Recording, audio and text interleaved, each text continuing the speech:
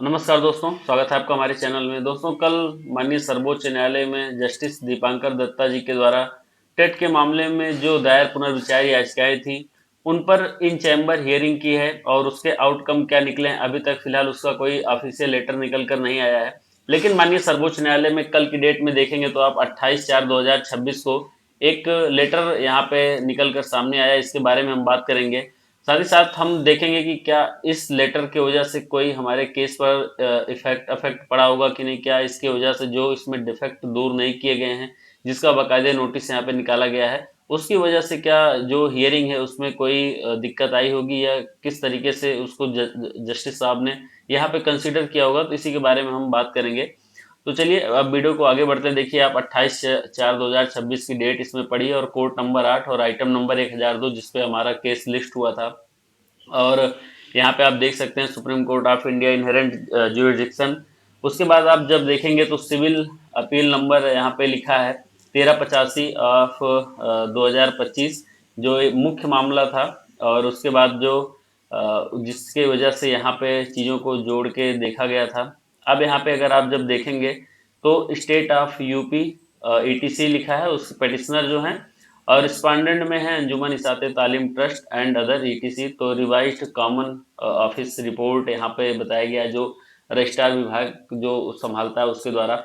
तो यहाँ पे लिखा गया है कि it is submitted that civil appeal number इतना along with the connected matters were listed before the honourable court 1/9/2025 in the honourable court pronounce the reportable judgment with some directions. तो यहाँ पे अगर हम जब बात करेंगे तो ये चीज़ें आप देखेंगे तो यहाँ पे जिसमें जो डाउट आप जब देखेंगे इसमें इन ऑर्डर डिफेक्टिव जो मैटर्स हैं जिनमें डिफेक्ट लगा था और कल की डेट तक डिफेक्ट नहीं दूर किया गया था, उस सभी को यहाँ पे दिखाया गया। हम अभी इस पे देखेंगे, लेकिन लास्ट में जो चीज़ें यहाँ पे बताई गई उसके बारे में हम बात करेंगे कि यहाँ पे क्या बोला गया है। तो यहाँ पे लिखा है कि it is submitted that the letter was issued to all the respective councils to cure the defects in all the review petitions above mentioned but some. इसमें इन्होंने कहा है कि सभी जो रिस्पेक्टिव काउंसिल्स हैं जिनके द्वारा रिव्यू दायर किया गया था, अगर किसी के रिव्यू में डिफेक्ट था तो सभी को बताया गया था। बट यहाँ पे कुछ रिव्यू पिटिशंस में डिफेक्ट अभी भी है और उसके जो डिफेक्ट है उसको क्योर नहीं किया गया है। और जो ऊपर आप लोग देखेंगे यहाँ पे, उनका कहने का मतलब है कि हमने ऊपर जो यहाँ पे रिव्यू पिटिशंस डायरी नंबर दिए हैं उनके सामने हमने बता दिया कि इस केस में डिफेक्ट है।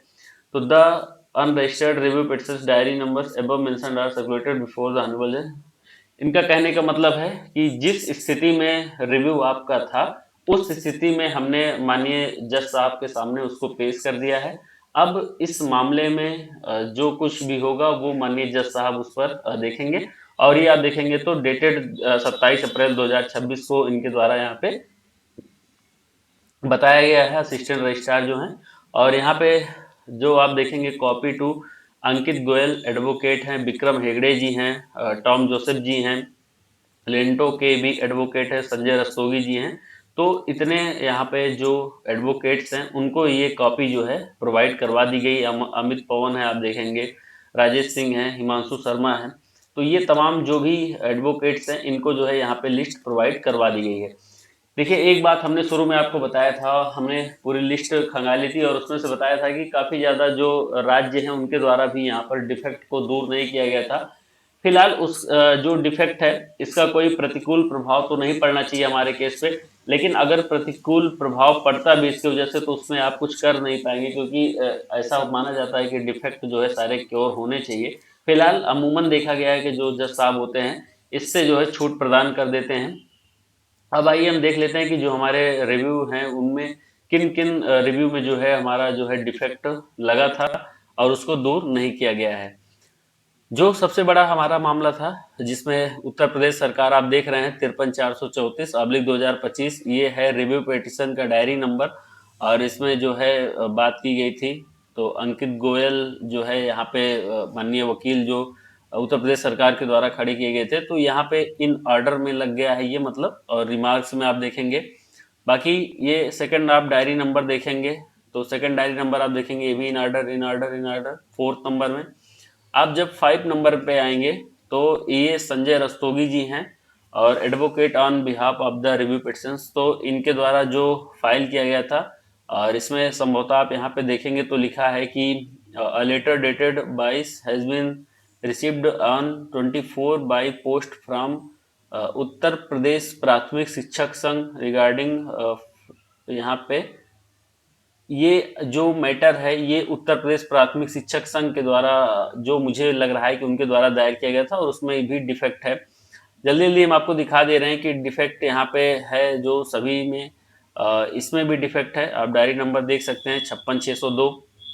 तो मोटी मोटा देखेंगे तो 2, और उसके बाद फिर 3, उसके बाद फिर 4, 5, 6, 7 और 8, 9, 10, 11, 12, 13, उसके बाद 14, 15, 16, 17, मतलब कि 45 में लगभग 17, मतलब 45 में 17 के आसपास हमारे जो केसेज हैं जिसमें डिफेक्ट है, और अभी तक उसको क्योर नहीं किया गया था जब माननीय सर्वोच्च न्यायालय के समक्ष ये आया था निकल कर सामने।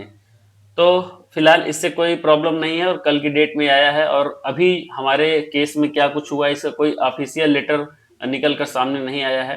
जैसे ही कुछ इसमें डेवलपमेंट्स होती है हम आप लोगों तक लाने का प्रयास करेंगे, लेकिन हमें पूर्ण विश्वास है हमारे न्यायालय पर कि उनके द्वारा न्याय किया गया है और इस मामले को पुनः जो है ओपन हियरिंग के लिए यहाँ पर टैग कर दिया गया होगा, लिस्ट कर दिया जाएगा, मुझे पूर्ण विश्वास है। बाकी इस जो डिफेक्टिव वाला ये मामला है इसको रजिस्ट्रार जो है कोर्ट ने अपने माध्यम से बता दिया है कि इसमें इतनी इतनी चीजें हुई हैं और इतने इतने जो मैटर है वो डिफेक्ट लिस्ट में है। इसीलिए कहा जाता है कि जो डिफेक्ट है उसको जाने से पहले रिव्यू हो या फिर कोर्ट में जाने से पहले उसको दूर कर लेना चाहिए, क्योंकि जज साहब के मन में कुछ भी विचार चल सकता है। और ये डिफेक्टिव जो केसेस होते हैं ये आपको दिखाते हैं कि आप किसी केस को लेके कितने सेंसिटिव हैं। बाकी मिलते हैं किसी नेक्स्ट वीडियो में, फिर हम अगर कोई अपडेट आता है, तब तक के लिए बहुत बहुत धन्यवाद।